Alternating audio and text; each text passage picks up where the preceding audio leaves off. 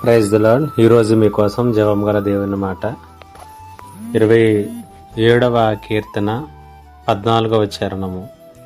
ధైర్యము తెచ్చుకుని నీ హృదయమును నిబ్బరముగా నుంచుకునుము, యెహోవా కొరకు కనిపెట్టుకుని ఉండుము.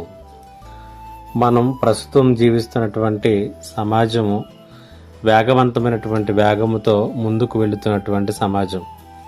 ప్రతిదీ కూడా తక్షణమే మనకు కావాలి అనుకున్నటువంటి పరిస్థితుల మధ్యలో మనం ముందుకు వెళుతున్నాం.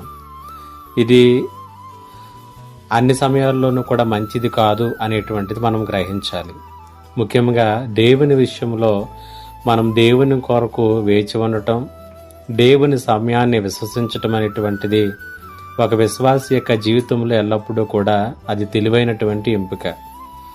కీర్తనకారుడు అంటున్నాడు, ధైర్యము తెచ్చుకుని నీ హృదయమును నిబ్బరముగా నుంచుకునుము, యెహోవా కొరకు కనిపెట్టుకుని ఉండుము అంటున్నాడు. దేవుని కొరకు వేచి ఉండటం అనేటువంటిది మానవ జీవితంలో ఎప్పటికీ కూడా అది వ్యర్థమైనటువంటిది కాదు. పరిశుద్ధ గ్రంథంలో మనకందరికీ తెలిసినటువంటి అబ్రహాముని గురించి ఆలోచన చేసినట్లయితే, అబ్రహాముకు శారాకు పిల్లలు లేనటువంటి సమయంలో దేవుని యొక్క వాగ్దానమును వారు విశ్వసించి అనేక సంవత్సరాలు వారు ఆ యొక్క వాగ్దానము కొరకు నిరీక్షణతో వారు కనిపెట్టుకున్నారు. దేవుని కొరకు, దేవుడు కార్యముల కొరకు వారు వేచి ఉన్నారు.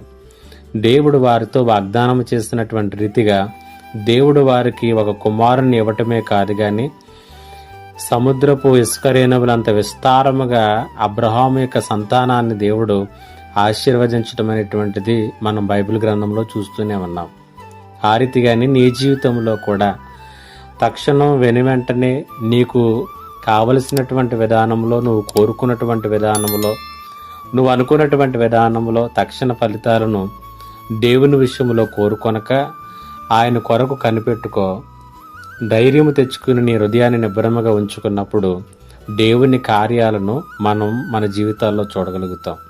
ఈ మాటలు వింటున్నటువంటి మీరు కూడా ఈ మాటల చేత బలపరచబడి దేవుని కొరకు వేచి ఉండేటటువంటి విశ్వాసంలో మీ జీవితంలో కట్టుకోరండి. దేవుడి మాటల చేత మిమ్మల్ని బలపరచును గాక. ఆమేన్. ప్రార్థన. మా దేవా, నీకు వందనాలు. నీ కొరకు వేచి ఉండటంలో, నీ సమయాన్ని విశ్వసించటంలో ఉన్నటువంటి ఆశీర్వాదాన్ని మాకు తెలియజేశారు. ఆ రీతిగా ప్రతి ఒక్కరిని బలపరచమని యేసయ్య నామములో అడిగి వేడుకొనుచున్నాను తండ్రి. ఆమేన్.